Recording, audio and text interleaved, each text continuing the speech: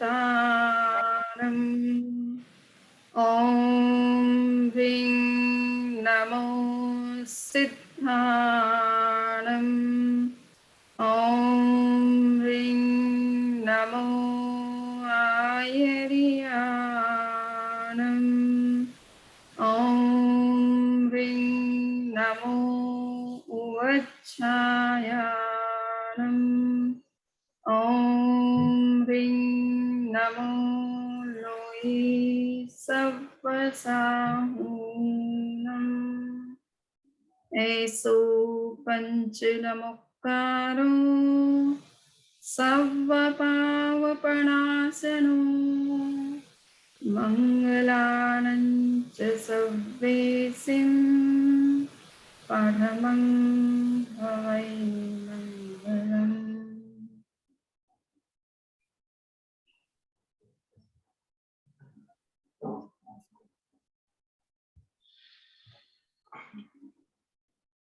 मंदा में समझ के ओके। हाँ, आदरणीय समझ जी, विद्वान और सहस्राध्यायी, आप सबका मैं स्वागत करती हूँ।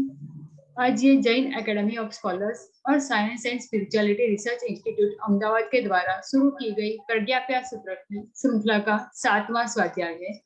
ये कोर्स में जानने योग्य और कह सके ऐसी बातों को बताया जाएगा। आगे हमने अजीव और जीव, जिसमें भी पंचेंद्रिय जीवों तक हमने समझना शुरू कर लिया है। समणी जी ने समूर्चिम, अपर्याप्ता, पर्याप्ता, सूक्ष्म, बादर, वो सब जीवों के बारे में भी हमें अच्छे से समझाया है। आगे की ये प्रवचन श्रृंखला में मैं समणी जी श्री चैतन्य प्रज्ञा जी का स्वागत करती हूँ। समणी जी, आपको अनुरोध करती हूँ, आप आगे का सेशन सुनाएं। परम पूज्य गुरुदेव के चरणों में सभक्ति नमन। आदरणीय हमारे भूतपूर्व वाइस चांसलर प्रोफेसर लोढ़ा साहब और सभी विद्वज्जन, आज का टॉपिक, हमारा जो पिछला टॉपिक हमने शुरू किया था प्रज्ञापना सूत्र का, तीसरे अध्याय पर हम चर्चा कर रहे हैं। और उस अध्याय के अंतर्गत हम ये देख रहे थे कि संसार में जितने भी पदार्थ हैं, जितने भी जीव द्रव्य हैं या अन्य पदार्थ हैं, उनकी संख्या कहाँ, किस रूप में और कंपैरेटिवली क्या है, इसे उस अध्याय में विशेष रूप से डिस्कस किया गया है। तो हमने कुछ चीजें डिस्कस की थी पिछले लेक्चर के अंदर कि किन जीव, जैसे 5 स्थावर काय के जीव होते हैं, पृथ्वी, पानी, अग्नि, वायु और वनस्पति। तो विश्व में इसकी प्रेजेंस कहाँ, कितनी मात्रा में, क्वांटिटी में है, ये हमने पिछले लेक्चर में विशेष रूप से डिस्कस किया था। आज हम उसी को थोड़ा आगे बढ़ाते हुए देखेंगे कि अन्य चीजों का, विशेष रूप से वनस्पति का, जैसे कि वनस्पति के बारे में शास्त्रीय एक नियम है कि जत्थ जलम तत्थ वनम, जहां पानी की प्रेजेंस होगी वहीं बॉटनी, चूंकि प्रोफेसर लोढ़ा हमारे बॉटनी के मूल एक्सपर्ट हैं, सो प्लांट्स वहीं होंगे जहां पानी की मात्रा ज्यादा होगी। तो ये शास्त्रीय नियम भी है। और एक दूसरा ये भी है कि जितने भी 2 इंद्रिय से लेकर के 5 इंद्रिय तक के जितने भी जीव इस विश्व में हैं, उनकी प्रेजेंस भी विशेष वहीं पर मिलती है विश्व में जहां पानी की प्रेजेंस होती है। तो जल के सहारे इन जीवों का अस्तित्व बना रह सकता है, इसलिए जल की मात्रा जहां जहां होगी वहां वहां प्लांट्स भी ज्यादा होंगे, वहां 2 इंद्रिय से लेकर के 5 इंद्रिय प्राणी भी ज्यादा होंगे। तो ये आज की बात का कुछ खास हमें सिद्धांत समझना है। तो मैं अब वो अपना प्रेजेंटेशन शेयर कर रही हूँ।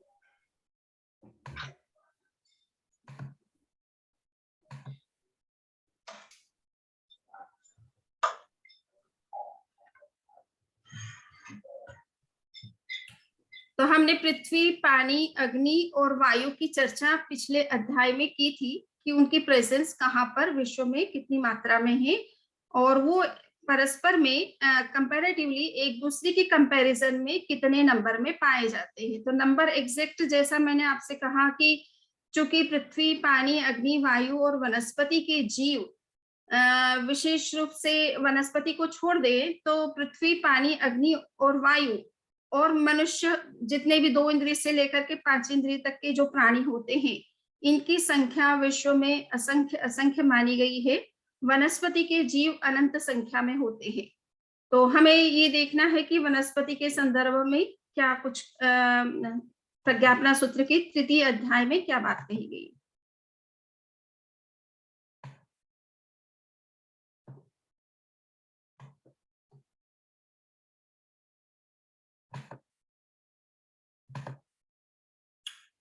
तो ये आप देख रहे हैं यहाँ पर कि ये वनस्पति के जीवों के संदर्भ में, और वनस्पति में 2 तरह की वनस्पति होती है।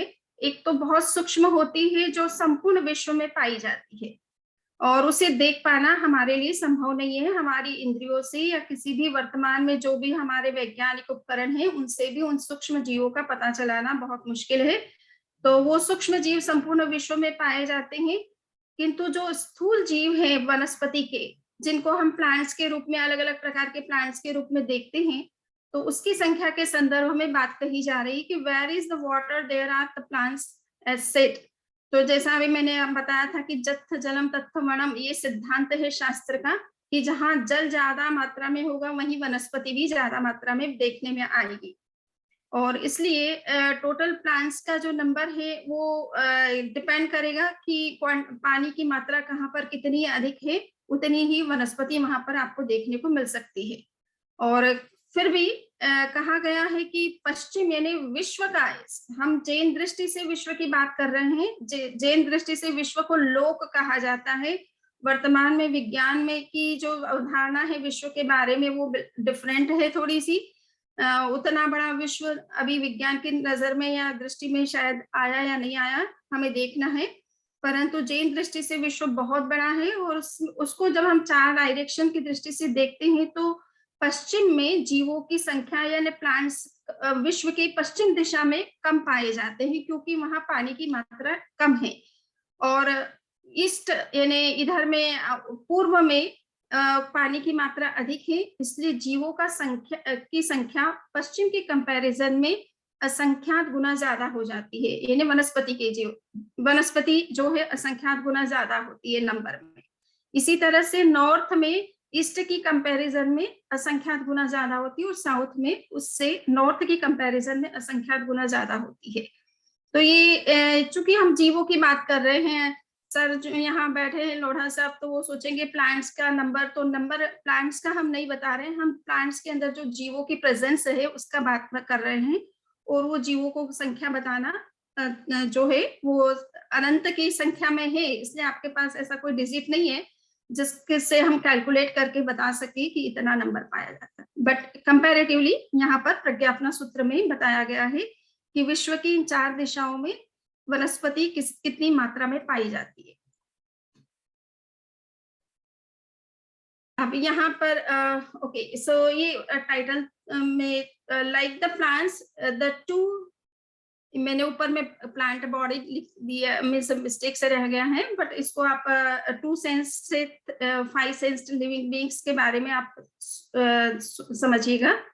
तो यहाँ पर कहा है कि जैसे प्लांट्स, पानी जहाँ होता है वहीं प्लांट्स की या वनस्पति की प्रेजेंस ज्यादा देखी जाती है। उसी तरह से 2 इंद्रिय से लेकर के 5 इंद्रिय तक के जितने प्राणी होते हैं वो भी इसी तरह से वनस्पति की तरह ही अलग अलग डायरेक्शन में उसी नंबर में देखने को आपको मिलेंगे। वनस्पति चूंकि साधारण वनस्पति भी उसमें होती है। साधारण वनस्पति का मतलब है कि एक ही प्लांट के अंदर या एक ही फल के अंदर अनंत जीव होते हैं। तो जैसे प्याज है या वेजिटेबल्स हैं, जो प्याज है, आलू है, गाजर है, अदरक है, तो उसमें एक ही बॉडी के अंदर अनंत जीवों की उपस्थिति होती है। तो इस कारण से वनस्पति में अनंत की संख्या पाई जाती है, किंतु 2 इंद्रिय से लेकर के ये 4-5 इंद्रिय तक के जितने भी ये आपको एनिमल बीइंग्स दिखते हैं या इंसेक्ट्स दिखते हैं, तो ये नंबर में असंख्यात है, ये अनंत नहीं है। इतना सा हमें प्लांट से इनका नंबर का डिफरेंस समझना है। तो यहाँ पर जिस तरह से प्लांट्स, पानी जहाँ होता है वहां पर उनकी प्लांट्स का नंबर ज्यादा होता है या प्लांट के जीवों का नंबर ज्यादा होता है, उसी तरह से 2 इंद्रिय से लेकर 5 इंद्रिय तक के जीवों की संख्या भी उसी तरह से वेस्ट में सबसे कम है, ईस्ट में उसकी कंपैरिजन में असंख्यात गुना ज्यादा है, नॉर्थ में उससे असंख्यात गुना ज्यादा है और साउथ में उससे असंख्यात गुना नंबर ज्यादा देखने को मिलता है। ये हम नरक के जीवों के बारे में बात कर चुकी थी, मनुष्यों के संदर्भ में भी बात कर चुके थे कि मनुष्यों का नंबर कहाँ पर कितना है। इन देवों के बारे में हम बात कर चुके थे। मेरे को जस्ट यहाँ पर ये बताना था, इसलिए मैंने उसको किया है। अब यहाँ पर ज्योतिष देवों के बारे में, चूंकि साइंस की दृष्टि से ये बात जानना समझना ज्यादा जरूरी है, इसलिए मैं इसको डिस्कस कर रही हूँ कि ज्योतिषी का मतलब होता है एस्ट्रोनॉमिकल बॉडीज। तो जैन धर्म में और हिंदू धर्म में दोनों में ये माना गया है कि जितने भी ग्रह हैं, नक्षत्र हैं, तारे हैं, सूर्य और चंद्र हैं, ये सारे अपने आप में ज्योतिष देव कहलाते हैं। ये देवों के द्वारा ये बॉडीज गवर्न होती है, इसलिए इनको ज्योतिष देव, और इनके ज्योतिष देवों के स्थान, रहने के जो स्थान है ये इन ग्रह नक्षत्र तारों के अंदर ही है।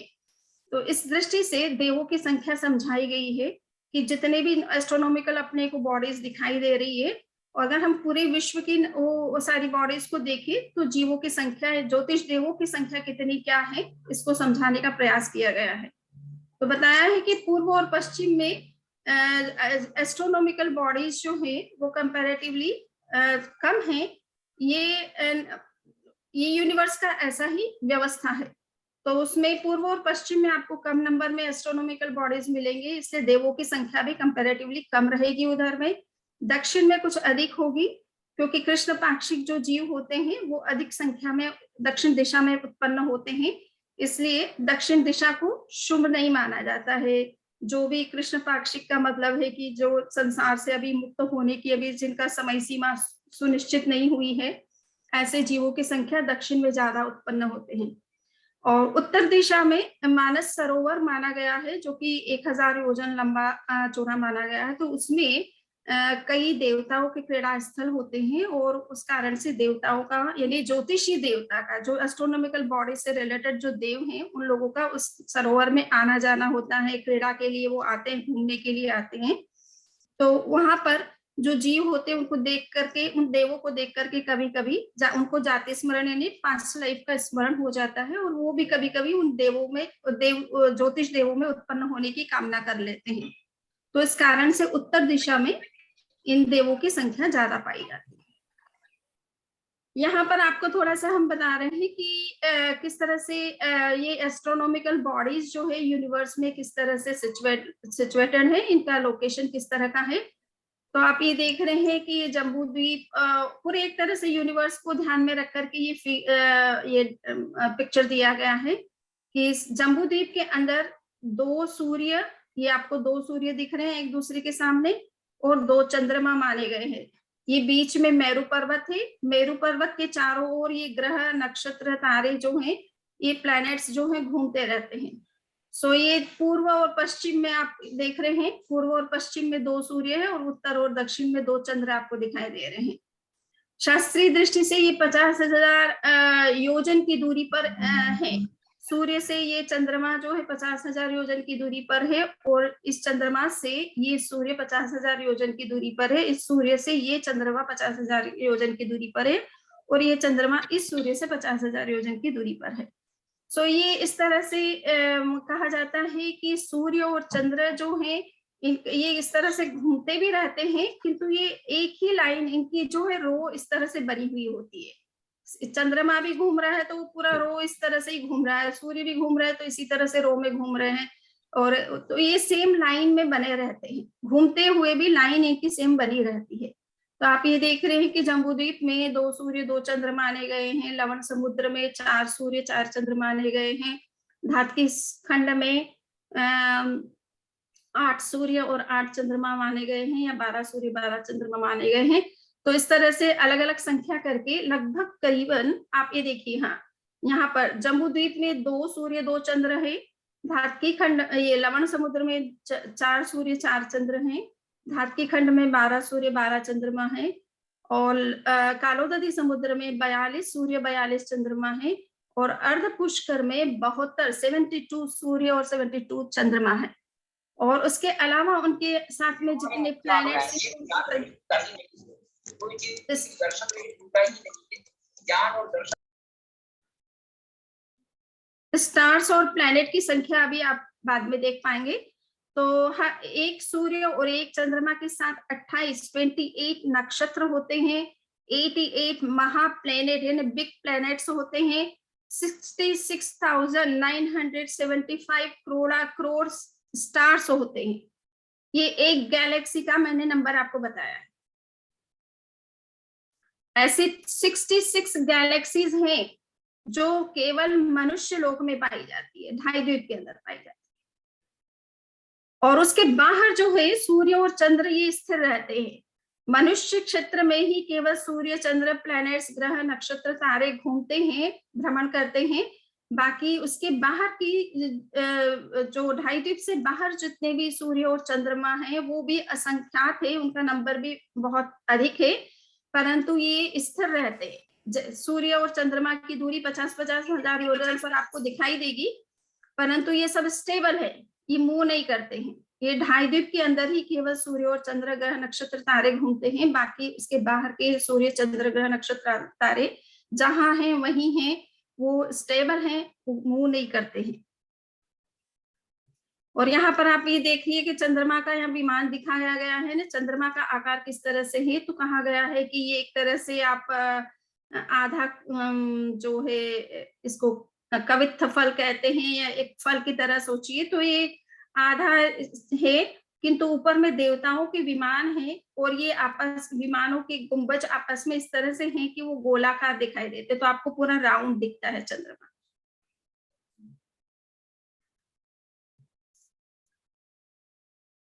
यहाँ पर ये पूरी टोटल संख्या बताई गई है कि पूरे विश्व में का मतलब है कि हमारा ढाई द्वीप के अंदर जो चल रहे हैं सूर्य और चंद्र, उसके बाहर भी जो सूर्य और चंद्र है उन सबकी नंबर को काउंट करें आप, तो पूरे वर्ल्ड में असंख्यात चंद्रमा है, असंख्यात सूर्य है, ठीक है ना। और सूर्य और चंद्र को देवताओं का, ज्योतिषी देवताओं में सर्वोच्च स्थान दिया गया है। उनको इंद्र माना गया है, देवताओं का, ज्योतिषी देवों का इंद्र माना गया है। तो ये दोनों हमेशा एक गैलेक्सी के अंदर एक सूर्य एक चंद्र तो हमेशा आपको मिलेगा ही मिलेगा। परंतु टोटल नंबर विश्व में असंख्यात है और इनके विमानों की संख्या भी असंख्यात है। इनके विमान के आकार जो है अर्ध कपित्थ फल की तरह दिखते हैं, जैसा अपन ने अभी देखा है। और देवता ये 5 तरह के ज्योतिषी एस्ट्रोनॉमिकल देव माने गए हैं, जिसमें चंद्र के आकार, सूर्य का आकार, ग्रह, नक्षत्र और तारा के आकार का, तो वो अपना जो मुकुट पहनते हैं उस मुकुट में इस तरह का पर्टिकुलर आकार होता है। उससे पता चलता है कि ये चंद्र देव है, सूर्य देव है, या ग्रह देव है, ये नक्षत्र से संबंधित देव हैं और ये ताराओं से संबंधित देव है। तो उनके अपने मुकुट्स में उस तरह का पर्टिकुलर आकार रहता है, चिन्ह रहता है। और ये कहा गया है कि इनके जो सूर्य और ग्रह और नक्षत्र तारे जो हमें अभी दिखाई दे रहे हैं अपने जम्बूद्वीप के अंदर, ये सम पृथ्वी से लगभग 790 योजन की ऊंचाई पर है। इसलिए हमें ये थोड़ा मानने में दिक्कत हो रही है कि पृथ्वी को, जिस पृथ्वी को हम विज्ञान ग्रह कह रहा है, जैन दृष्टि में पृथ्वी तो एक प्रकार का लैंड है और उस पृथ्वी से लगभग, यानी रत्नप्रभा पृथ्वी हम जहां पर हैं उसे रत्नप्रभा पृथ्वी की छत माना जाता है, वहां से 790 योजन की ऊंचाई पर ये ग्रह नक्षत्र घूम रहे हैं, ऐसा जैन दृष्टि का मानना है। और 900 योजन सुधी कहने का मतलब है कि 790 योजन से लेकर 900 योजन, करीबन 110 योजन प्रमाण क्षेत्र में ये ग्रह नक्षत्र तारे भ्रमण कर रहे हैं। और तिरछा असंख्यात योजन एक राजू प्रमाण, और ये विस्तार में, यानी इनका विस्तार एक रज्जु योजन में, चारों डायरेक्शन में ये एक रज्जु योजन तक घूम सकते हैं। इतना स्पेस इनको घूमने के लिए हॉरिजॉन्टल जो है क्षेत्र उनको मिलता है घूमने की दृष्टि से। तो आप ये देखिए, बाकी ये देवताओं की संख्या बताई गई है कि एक एक ज्योतिष देव जो इंद्र देव हैं उनके अंडर में कितने देव होते हैं, कितनी देवियां होती है, कितने सेनापति होती है, वगैरह वगैरह, ये ज्योतिषी देवों के संदर्भ में बात कही गई। अभी हम ये देख रहे हैं कि देवताओं के संदर्भ में बात कही जाती है कि ये तो ज्योतिष देव हैं, ज्योतिष देव से ऊपर जो देव कहलाते हैं वो उन्हें वैमानिक देव कहा जाता है। ये आप देख रहे हैं इस लोक के नक्शे में, ये वैमानिक देव है। देवलोक कहलाते हैं। ये सही अर्थ में स्वर्ग है, जिन्हें हम स्वर्ग और नरक की धारणा कहते हैं। तो ये 7 नीचे नरक है, ऊपर में ये 26 स्वर्ग माने जाते हैं। तो इन 26 स्वर्ग में सबसे नीचे जो एक आपको स्वर्ग दिखाई दे रहे हैं, ये स्वर्ग आपस में एक दूसरे के सामने लोकेटेड है। दो स्वर्ग एक दूसरे के आमने सामने है। तो आप ये देखिए कि ये पहला और दूसरा स्वर्ग है, ये तीसरा और चौथा स्वर्ग है। तो इनको सौधर्म और ईशान और महेंद्र और एक और नाम है। तो ये चारों स्वर्ग जो है वो एक दूसरे के सामने सिचुएटेड है। और इसमें बताया जा रहा है कि इन देवों की संख्या, ये जो 4 देवलोक में जो देव हैं, इनकी संख्या पूर्व और पश्चिम में सबसे कम है, उत्तर में असंख्यात गुना ज्यादा है और दक्षिण में कुछ अधिक है। इसी तरह से आगे के ऊपर के जो देवलोक आप देख रहे हैं, ब्रह्म देवलोक से लेकर के सहस्रार तक के जो देवलोक हैं, उसमें देवों की संख्या बता रहे हैं कि पूर्व पश्चिम और उत्तर में सबसे कम पाए जाते हैं, किंतु संख्या में वो आपस में एक दूसरे से सेम नंबर में है। और दक्षिण में असंख्यात गुना ज्यादा पाए जाते हैं। 9वें स्वर्ग से लेकर के यहाँ से लेकर के सर्वार्थ सिद्धि यानी यहाँ तक का जो देवलोक है, यहाँ देवों की संख्या के बारे में बताया गया है कि 9 ग्रेवेक एंड 5 सारे दिशा प्राय समान संख्या में હોય છે। यानी ये सभी संख्या में चारों दिशाओं में बराबर होते हैं। तेथी तेमा अल्प बहुत तो नहीं, इसलिए उनका आपस में कोई कंपैरिजन आप नहीं कर सकते, क्योंकि वो सभी इक्वल नंबर में ही पाए जाते हैं सभी डायरेक्शंस में।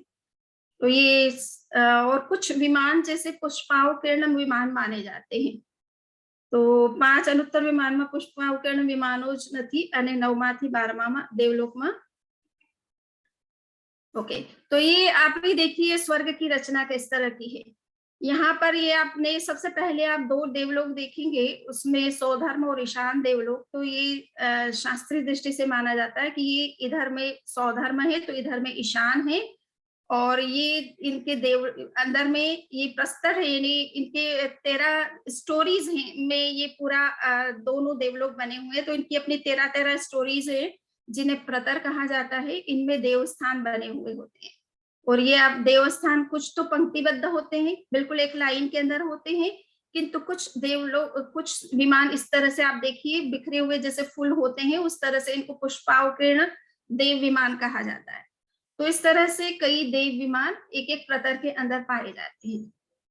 तो ये अभी विज्ञान की पहुंच से बहुत ही बाहर की चीज है, और यहाँ तक किस तरह से पहुंचेंगे देखना है। सिद्धों के बारे में कहा जा रहा है कि सिद्ध कितनी मात्रा में विश्व में है और कौन सी डायरेक्शन में सिद्धों की संख्या ज्यादा है। तो यहाँ कहा जा रहा है कि सबसे कम जो सिद्ध जीव हैं वो दक्षिण और उत्तर में होते हैं डायरेक्शन में। यद्यपि सिद्ध शिला में होते हैं, किंतु सिद्ध शिला भी चारों डायरेक्शन से अगर देखेंगे तो साउथ और नॉर्थ में सिद्धों की नंबर कम होगा। क्यों? क्योंकि भारत और ऐरावत क्षेत्र जो दक्षिण और उत्तर दिशा में पाए जाते हैं, वहां से जो मनुष्य मुक्त होते हैं उनकी संख्या अन्य जगह महाविदेह की तुलना में कम होती है।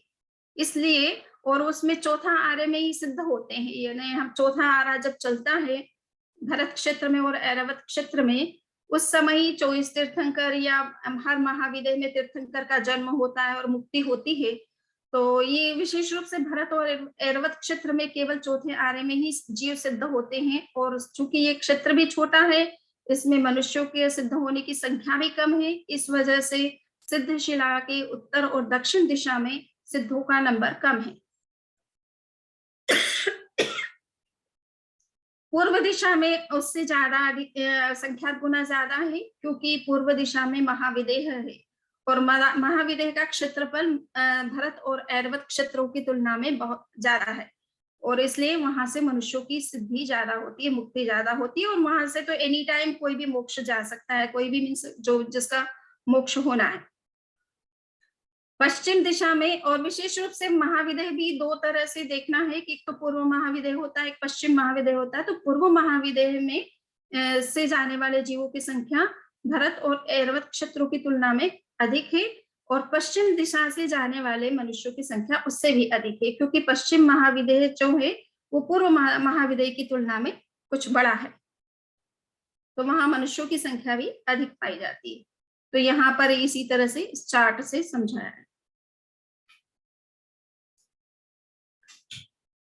ये टोटल जीवों के संदर्भ में है, मतलब एक इंद्रिय से लेकर के मुक्त होने तक, सिद्ध होने तक जीवों का जो अभी तक अपन ने नंबर डिस्कस किया उसका एक टोटल चार्ट इसमें दिया हुआ है। उसको डिस्कस करने की मेरे ख्याल से जरूरत नहीं है। अब हम वैसे जनरली 25 बोल का एक टेक्स्ट है, जैन परंपरा में बहुत ही प्रसिद्ध है, और साधु साध्वी सबसे पहले उस ग्रंथ को याद करने के लिए सभी से कहते हैं, चाहे श्रावक हो चाहे साधु साध्वी हो, स्वयं उस ग्रंथ को याद करते हैं। और उसमें जैनिज्म के मूलभूत सिद्धांत, एक तरह से टिप्स पर कैसे याद रख सकते हो, वो बेसिक सारे फंडामेंटल सिद्धांत उसमें दे रखे हैं। तो उस टेक्स्ट के अंदर गति के बारे में सबसे पहला बोल जो है वो 4 गति को लेकर के डिस्कस किया जाता है कि इस संसार में जितने भी प्राणी हैं, सांसारिक प्राणी हैं, वो 4 गतियों में जन्म लेते हैं। किंतु प्रज्ञापना सूत्र में 5 गति और 8 गति की बात भी कही गई है। सो 5 गति किसे कहा गया है ये थोड़ा सा आप देख लीजिएगा, इस नया पॉइंट है यहाँ पर कि मनुष्य, नरक के प्राणी, देव, सिद्ध और तिर्यंच। तो 5 गति में सिद्ध को भी ले लिया है, सिद्ध को भी एक गति के अंतर्गत ले लिया कि वो भी एक प्रकार की गति है, जीव की एक अवस्था है जहां जाकर के जीव हमेशा स्थित हो जाता है और अपने शुद्ध स्वरूप में रहता है। तो ये सिद्ध दशा को भी एक गति मान करके प्रज्ञापना सूत्र में 5 प्रकार के जीवों की संख्या इस विश्व में कितनी की है उसे बताया है। तो मनुष्य कहा जाता है कि अड़िद्वीप प्रमाण मनुष्य क्षेत्र में ही पाए जाते हैं, केवल 2.5 द्वीप के अंदर ही मनुष्य होते हैं, इसलिए उनकी संख्या सबसे कम है। नरक के प्राणी असंख्यात गुना ज्यादा है, देवता उनसे असंख्यात गुना ज्यादा है, सिद्ध उनसे अनंत गुना ज्यादा है, और तिर्यंच जो प्राणी हैं, जितने भी 1 इंद्रिय से लेकर के 5 इंद्रिय तक के पशु पक्षी कीट मक्खी मच्छर वायरस जो कुछ भी है, वो सब कुछ उनकी संख्या अनंत गुना है। अब ये है कि 8 प्रकार की गति की भी बात कही गई है, जैसे 5 प्रकार की गति बताई है तो 8 प्रकार की गति भी मानी गई है। तो उसमें ये है कि स्त्री और पुरुष दोनों को अलग अलग समझाया है। तो मनुष्य में दोनों तरह के होते हैं, न महिला भी होती है, मादा भी होती है, और मनुष्य पुरुष भी होते हैं। तो उनकी संख्या बताइए कि मनुष्य स्त्रियों की संख्या सबसे कम है।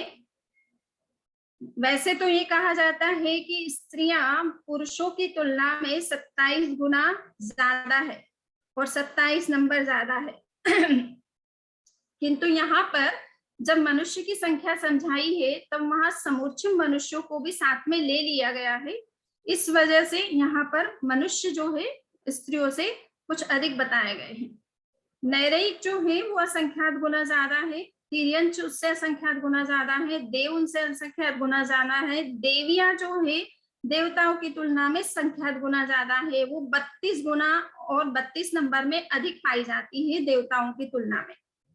सिद्ध जो है वो अनंत गुना है, देव असंख्य छे और सिद्ध अनंत छे, और तिर्यंच जो है वो अनंत गुना है।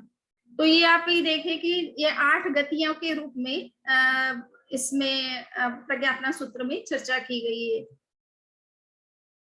अब ये हमें थोड़ा सा समझना है कि विश्व के को पूरे 6 भागों में बांटा गया है। हम आगे के जो भी स्लाइड्स पर चर्चा करेंगे तो उसके पहले हमें ये थोड़ा समझ लेना जरूरी है कि विश्व को 3 भागों में मूलतः बांटा जाता है, ऊर्ध्वलोक, मध्यलोक और अधोलोक। उसके अलावा 2 चीजें और हैं कि ऊर्ध्वलोक और मध्यलोक जहां मिल रहे हैं उनका जो मीटिंग पॉइंट है उसे होराइजन कहना चाहिए या क्या कहना चाहिए, यहाँ शास्त्र उसे प्रतर बोलता है। और अधोलोक और मध्यलोक का जो मीटिंग पॉइंट है उसको भी यहाँ पर आप देख रहे हैं। तो ये एक मेरू पर्वत है, आप मेरू पर्वत को देख रहे हैं, ये 1 लाख योजन का है। 1000 योजन ये जमीन में नीचे गया हुआ है, यानी नरक में गया हुआ है, और अधोलोक में गया हुआ है। और ये उसके ऊपर ये इतना जो है 909 करीबन 99,000 योजन ये जमीन से ऊपर है। और उसमें भी 1800 योजन ये मध्यलोक के अंदर है इसका हाइट, और बाकी ऊपर ये ऊर्ध्वलोक में चला गया है। तो आप यहाँ पे देखेंगे कि ये मध्यलोक जो है वो 1800 योजन का माना गया है। ये बीच का जो पार्ट है ये मध्यलोक माना गया है, मिडल यूनिवर्स है, middle part of the universe है। और यहाँ पर ये आप देख रहे हैं कि ये मध्यलोक यहाँ नीचे की तरफ फिनिश हो रहा है और अधोलोक शुरू हो रहा है, लोअर यूनिवर्स शुरू हो रहा है। तो लोअर यूनिवर्स का जो स्टार्टिंग स्ट्रेटा है, प्रतर है, पार्ट है, और मध्यलोक का जो लास्ट जो पार्ट है वो दोनों मीटिंग पॉइंट्स माने गए हैं, और इसको कहा गया है अधोलोक, तिरछालोक, प्रतर। ठीक है ना। तो इसमें अधोलोक का और मध्यलोक का दोनों का आपस में मिलन हो रहा है, ये लास्ट यहाँ एंड हो रहा है और अधोलोक शुरू हो रहा है। इसी तरह से मध्यलोक यहाँ पर एंड हो रहा है और ऊर्ध्वलोक का शुरुआत हो रही है। तो ये दोनों मीटिंग पॉइंट्स हैं। तो यहाँ पर इस दृष्टि से आपको थोड़ा सा आगे की स्लाइड समझने में इजी रहेगा कि कहाँ तिरछालोक और मध्यलोक आपस में मिल रहे हैं, सॉरी मध्यलोक और ऊर्ध्वलोक आपस में मिल रहे हैं, और कहाँ मध्यलोक और अधोलोक आपस में मिल रहे हैं। तो यहाँ पर भी जीवों की संख्या आपको बताई जाएगी, यहाँ भी जीवों की संख्या बताई जाएगी। इसके अलावा मध्यलोक में जीवों की संख्या कहाँ है, कितनी है, अधोलोक में कितनी है, ऊर्ध्वलोक में कितनी है। ये तीनों 5 या 6 तरह से पूरे यूनिवर्स को एक तरह से डिवाइड किया अलग अलग रीजन में। तो हम उसे देखेंगे नेक्स्ट में। अब हम द्रव्यों के बारे में बात कर रहे हैं कि पूरी यूनिवर्स में जितने भी द्रव्य हैं उसमें मूलतः 6 द्रव्य माने गए, धर्मास्तिका, धर्मास्तिका, आकाश, उद्गल, जीव और काल तत्व। और काल तत्व से यहाँ पर हमें एस्ट्रोनॉमिकल बॉडीज जहाँ चलती, जहाँ जहाँ तक उसका प्रभाव है उसको काल तत्व के अंतर्गत यहाँ पे डिस्कस किया गया है। तो अब ये देखिए कि पूरे कहा गया है कि कौन से ऐसे द्रव्य हैं जो कि संपूर्ण विश्व में पाए जाते हैं, संपूर्ण विश्व में जिसकी प्रेजेंस हम देख सकते हैं। तो कहा गया कि तीनों लोकों को स्पर्श करने वाले द्रव्य सबसे कम है इस विश्व में, और वो कौन से द्रव्य हैं, धर्मास्तिकाएं जो कि संपूर्ण विश्व में फैला हुआ है, अधर्मास्तिकाएं संपूर्ण विश्व में पाया जाता है, आकाश तो विश्व और विश्व के बाहर दोनों जगह है, अचित्त महास्कंध एक बनता है। तो અને માનાંતિક સમુદ્ઘાત તથા કેવલી સમુદ્ઘાતમાં જીવો 3 લોક સ્પર્શી હોય છે તેની સંખ્યા અલ્પ છે। और जब मानांतिक समुद्घात होता है या केवली समुद्घात होता है तो उस समय जीव तीनों लोकों का स्पर्श कर सकता है। तो इस अपेक्षा से बताया गया है कि तीनों लोकों को स्पर्श करने वाले द्रव्यों की संख्या कंपैरेटिवली, फिर भी ये ऐसे द्रव्य हैं जो कि तीनों लोकों में आप इनकी प्रेजेंस देख सकते हैं। ऊर्ध्वलोक और तिरछालोक, अब यहाँ पर ये देखिए कि जो हमारा ऊर्ध्वलोक और तिरछालोक का जो मीटिंग पॉइंट है वहां पर जीवों की संख्या कितनी होती है। तो कहा गया है कि 3 लोक को स्पर्श करने वाले द्रव्यों के कंपैरिजन में ऊर्ध्वलोक और तिरछालोक के अंतर्गत अनंत गुना द्रव्य पाए जाते हैं। तो अनंत पुद्गल और अनंत और जीव द्रव्य की स्पर्शना वहां पाई जाती है, अर्थात जीव द्रव्य की प्रेजेंस आप देख सकते हैं। अधोलोक और तिरछालोक में उससे अधिक जीवों की संख्या और पुद्गलों की संख्या पाई जाती। मैटर और जीवों की प्रेजेंस आपको अधोलोक में ज्यादा मिलेगी, जहां अधोलोक और मध्यलोक आपस में मीट कर रहे हैं उस पार्ट में जीवों की संख्या ज्यादा है। तो अधोलौकिक अने बन्ने विजयोनी अपेक्षा है जीव अने पुद्गल વધુ છે। सो पश्चिम महाविदेह की 2 कंट्री आप ये कह सकते हैं, उसे विजय कहा जाता है शास्त्र की भाषा में, कि 2 विजय जो हैं वो अधोलोक में गई हुई है। उसके कारण से वहां पर जीवों की संख्या भी ज्यादा बढ़ जाती है और पुद्गलों की संख्या यानी मैटर की का क्वांटिटी भी बढ़ जाती है। ऊर्ध्वलोक असंख्यात गुना ज्यादा है। ऊर्ध्वलोक जो है वो शुरू हो जाता है पृथ्वी से लगभग कहना चाहिए 790 योजन की दूरी पर, और करीबन 900 योजन, 900 पृथ्वी से हम जिस लैंड पर है उससे 900 योजन की दूरी पर ऊर्ध्वलोक का शुरुआत होती है। सो ये ऊर्ध्वलोक में जीवों की संख्या ये असंख्यात गुना ज्यादा है क्षत्रिय दृष्टि से। सो इसलिए यहाँ पर असंख्यात गुना ज्यादा आपको मैटर और जीवों की प्रेजेंस आपको देखने को, यानी सभी द्रव्यों की प्रेजेंस कंपैरेटिवली ज्यादा मिलेगी। अधोलोक जो है उसमें अनंत गुना है और तिरछालोक में संख्यात गुना ज्यादा देखने को मिलता है।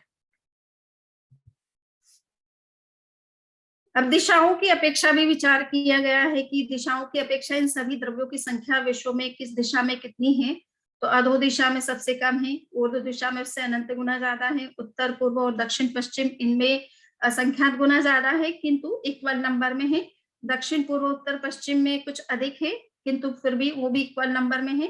पूर्व दिशा में असंख्यात गुना ज्यादा है, पश्चिम दिशा में कुछ अधिक है, दक्षिण दिशा में उससे कुछ अधिक है, उत्तर दिशा में उससे कुछ अधिक है। क्योंकि जल की मात्रा इसमें यहाँ पर अधिक होती है तो इसलिए जीवों की संख्या या मैटर भी आपको ज्यादा देखने को मिलेगा। अब ये कुछ थोड़ा सा टिपिकल है कि द्रव्य और प्रदेश की कंपैरिजन भी की जाती है। सभी द्रव्यों के अंदर जो फंडामेंटल उसका जो सबसे लास्ट यूनिट होती है उस यूनिट की अपेक्षा से किसकी कितना नंबर है, तो ये थोड़ा टिपिकल होगा। ओके, अब हम मैटर के ऊपर बात कर रहे हैं कि मैटर किस डायरेक्शन में ज्यादा पाया जाता है यूनिवर्स में पूरी जगह। तो ये कहा है कि ऊर्ध्व दिशा में सबसे कम मैटर आपको देखने को मिलेगा। 4 प्रदेशी ऊर्ध्व दिशा विस्तार की अपेक्षाएं अल्प छे। तो ऊर्ध्व दिशा जो है वो कहा जाता है कि 4 दिशाओं की अपेक्षा इस दिशा का ऊर्ध्व दिशा का विस्तार थोड़ा कम है और इसलिए मैटर भी आपको यहाँ कम देखने को मिलेगा। अधो दिशा में कुछ अधिक मिलेगा क्योंकि अधो दिशा में क्षेत्र ऊर्ध्व दिशा की अपेक्षा कुछ अधिक है। इसी तरह से उत्तर पूर्व दक्षिण पश्चिम में असंख्यात गुना ज्यादा है, दक्षिण पूर्व उत्तर पश्चिम में कुछ अधिक है और पूर्व दिशा में असंख्यात गुना ज्यादा है, पश्चिम में कुछ अधिक है, दक्षिण दिशा में उससे कुछ अधिक है और उत्तर दिशा में सबसे अधिक है। तो ये इस तरह से मैटर जो है वो कहाँ पाया जाता है। तो मानस सरोवर में अपकाय वनस्पति जलचर आदि जीवों ने अधिकता हुआ थी, तेजस कार्बन शरीर पुद्गलों ने प्रचुरता छे। तो यहाँ पर मैटर का मतलब हम जिन स्थूल पदार्थों को देखते हैं उस तरह की चीजें ज्यादा है ये नहीं है, परंतु कहने का मतलब है कि वहां पर जीवों की जहां भी संख्या ज्यादा होगी वहां मैटर भी ज्यादा होगा। और मैटर इस सेंस में ज्यादा होगा कि हर जीव के साथ में तेजस और कार्बन शरीर जुड़े हुए हैं और उन शरीरों में करीब अनंत अनंत पुद्गल उस शरीर के निर्माण में लगते हैं। इसलिए जब जीवों की संख्या ज्यादा होगी जहां पर वहां मैटर भी ज्यादा होगा। तेजस और कार्बन शरीर को ध्यान में रखके अगर हम लेंगे संदर्भ में ये कही जाती है। अब यहाँ पर बता रहे हैं कि मैटर जो है कि आकाश में आप ये देखिए कि एक एक आकाश प्रदेश के अंदर एक परमाणु भी रहता है और अनंत प्रदेशी स्कंद भी रहते हैं, 2 प्रदेशी स्कंद भी रहते हैं। तो उनकी प्रेजेंस कितने नंबर में है ये आप मैटर की जो है वो स्पेस के अंदर कहाँ क्या पोजीशन है उसको आप देख सकते हैं। तो यहाँ बता रहे हैं कि अनंत प्रदेशी स्कंद जो है सबसे थोड़े हैं और अनंत गुना काला पुद्गल भी यहाँ पर दोनों 3 दृष्टि से कंपैरिजन किया जा रहा है। एक तो ये देखा जा रहा है कि वो स्कंद जो मटेरियल एग्रीगेट्स हैं वो कितने परमाणुओं से मिलकर बना हुआ है, तो उसकी प्रेजेंस स्पेस में कहाँ कितनी है, प्लस उसके अंदर जो क्वालिटी है वो क्वालिटी का नंबर भी कितना है। से कहने का मतलब उसमें कलर है तो कलर की डिग्री कितनी है। तो अनंत प्रदेश स्कंद है और उसमें कलर की डिग्री जो है वो भी अनंत है। तो इस तरह की डिग्री को ध्यान में रख के भी चल रहे हैं और साथ साथ में टाइम का देख रहे हैं कि उसका वो स्कंद या एग्रीगेट जो बना हुआ है वो कितने समय तक उस कंडीशन में रहने वाला है। तो उसको ध्यान में रख करके प्रेजेंस देखी जा रही है स्पेस के अंदर। तो अनंत प्रदेशी स्कंद अनंत गुना काला है, उस तरह के जो द्रव्य हैं वो कहा जाता है कि विश्व में सबसे कम है द्रव्य की अपेक्षा से और प्रदेश की अपेक्षा से भी कम ही है और दोनों की अपेक्षा से भी कम ही है। और ये स्वभाव थी का मतलब विश्व की यही व्यवस्था है कि इसी तरह की इस प्रेजेंस पदार्थ की पाई जाती है स्पेस के अंदर। इसी तरह से परमाणु पुद्गल एक गुण काला, यानी परमाणु जो है एटम्स जो हैं, एटम कहने की अपेक्षा परमाणु कहना ही ज्यादा सही है। सो परमाणु की संख्या जो है वो अनंत प्रदेशी स्कंदों की तुलना में अनंत गुना होती है और उनके प्रदेश भी निश्चित रूप से वो प्रदेश की दृष्टि से भी देखा जाए, एक यूनिट की दृष्टि से नंबर देखा जाए तो वो भी अनंत गुना होता है और वो भी इसी रूप में पाया जाता है। संख्यात प्रदेशी स्कंद यानी 2 परमाणु को लेकर के कोई एग्रीगेट बना है, कोई 3 परमाणु से बना है, कोई 1000 से बना है, कोई लाख से, करोड़ से, जितना आपके पास में नंबर है उस नंबर के हिसाब से उस तरह के जो स्कंद हैं और उसी तरह की उनके अंदर डिग्री पाई जाए, क्वालिटी भी उसी नंबर में पाई जा रही है, तो वो संख्यात नंबर गुना है। और इसी तरह से उनके प्रदेश भी संख्यात गुना ज्यादा है। असंख्यात प्रदेशी स्कंद जो हैं वो भी वो असंख्यात गुना है। तो यहाँ पे सबसे कम तो हमारे अनंत प्रदेशी स्कंद है, उससे अनंत गुना परमाणु है, परमाणुओं से संख्यात गुना संख्यात प्रदेशी स्कंद है, और संख्यात प्रदेशी स्कंधों से असंख्यात प्रदेशी स्कंद जो है वो असंख्यात गुना है। और अब यहाँ पे आप स्पेस यहाँ देख रहे हैं कि एक प्रदेशावगार यानी एक ही स्पेस पॉइंट के अंदर रहने वाले जो पुद्गल हैं वो कितने हैं, और उनकी स्थिति भी एक ही समय की है, यानी एक समय के बाद उनका जो स्वरूप है वो चेंज हो सकता है, और उनके अंदर जो क्वालिटी है वो भी एक ही मात्रा, एक ही डिग्री है। तो इस दृष्टि से देखा जा रहा है कि एक प्रदेशागार, एक समय स्थिति वाला और एक गुण काला या कर्कश, इस तरह के जो परमाणु है या मैटर है वो या जो मटेरियल एग्रीगेट्स हैं वो सबसे कम होते हैं।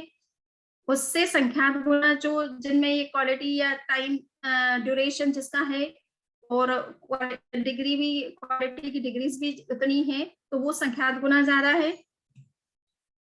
असंख्यात प्रदेशी उससे असंख्यात गुना ज्यादा है, और अनंत गुण क्वालिटी वाले पुद्गल या परमाणु जो भी हो, वो परमाणु में अनंत नहीं होता है, बट 2 ही मात्रा होती है या एक ही मात्रा होती है, स्पर्श की 2 मात्रा होती है।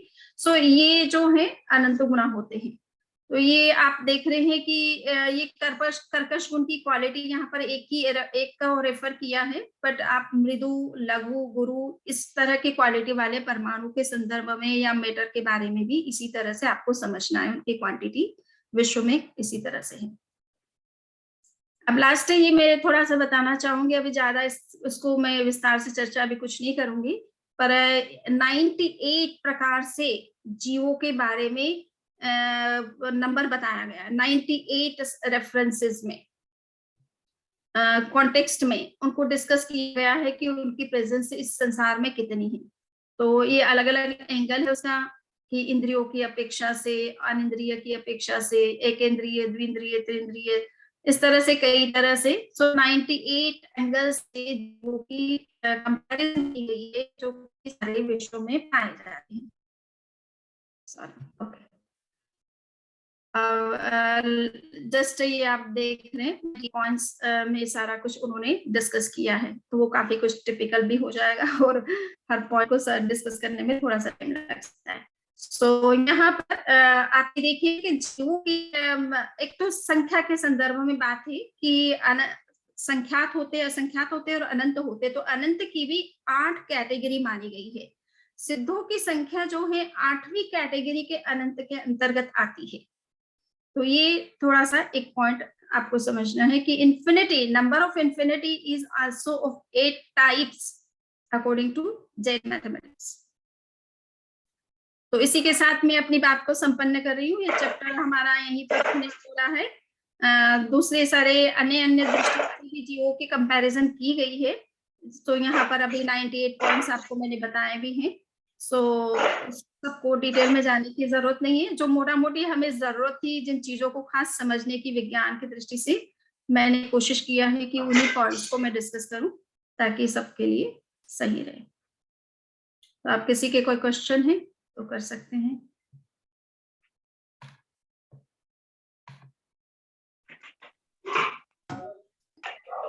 आपने गोपाल चंदोड़ा यस, आपने बहुत मैटर कलेक्ट किया है, लेकिन मैं ये जानना चाहता था आगम में है ये आगम द्वारा डेवलप किया गया है। ये देखिए ये आगम है, प्रज्ञापना सूत्र, बस मैं इसी से ले रही हूँ, कहीं कोई साधु साध्वियों का कोई रोल नहीं है इसमें। अच्छा, सीधा गणधरों की रचना है, गणधर तीर्थंकरों की का बोला हुआ और गणधरों ने लिखा है उसको। अच्छा, किसी का कोई में आपको बताइए। मैं शेषा जी, मैं कुछ बोलूं? हाँ मैंने बोलिए। वैसे इंटरफियर तो किया है। आप मैंने कर सकते आपका हो। ये लेक्चर, हाँ सॉरी, एक्चुअली मेरा नेट में प्रॉब्लम था, तो मैं थोड़ी देर के लिए बाहर निकल गई थी, वापस एंटर हुई, मतलब। तो हाँ सर, आप पूछ सकते हो। हाँ मैंने आपका लेक्चर बहुत ध्यान से सुना। मुझे इसमें एक भी चीज विज्ञान सम्मत नहीं मिली जो ऑब्जर्वेशन से हाँ, टैली करती है। मैं भी एग्री करता हूँ इस बात से। अच्छा, अब आप उसको कह सकती हैं कि विज्ञान वहां तक नहीं पहुंचा है। तो मेरा ऐसा क्षमा करिएगा, मतलब I want to make sincere comments about all this. तो इसीलिए मैंने प्रश्न किया था कि आप जो गुजराती जो टेबल्स दिखा रही हैं वो तो आगम में दी हुई नहीं है, वो तो किसी ने बनाई है, और उसको मेरे ख्याल से कुछ ज्ञान नहीं है कि विज्ञान एस्ट्रोनॉमी क्या है। ये बिल्कुल मतलब हाँ, मैं ये मानता हूं कि विज्ञान वहां तक नहीं पहुंचा होगा शायद, पर जहां तक विज्ञान पहुंचा है वहां तक तो हमको कनेक्ट करना ही पड़ेगा, नहीं तो इसका कोई मतलब नहीं है। हाँ हाँ तो नहीं, इस प्रश्न को आगे बढ़ाने के पहले I want to talk about this little bit in more detail. वो एक छोटा सा प्रश्न था कि आपने अनिंद्रिय एक शब्द यूज किया है, यस उसका क्या अर्थ है मेरे को समझ में नहीं आया।